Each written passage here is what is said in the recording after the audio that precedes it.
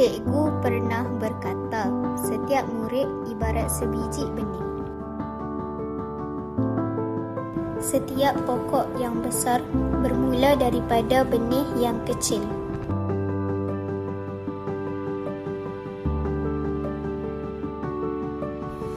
Walaupun dihalang, ia terus mencari cahaya.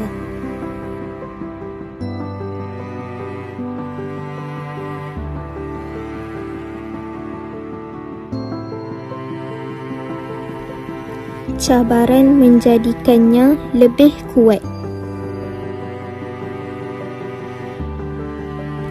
Apabila berjaya, ia memberi manfaat kepada yang lain. Kini, saya faham, setiap murid bermula seperti sebiji benih, kecil namun dengan daya tahan, keyakinan dan adab, mereka mampu menjadi luar biasa.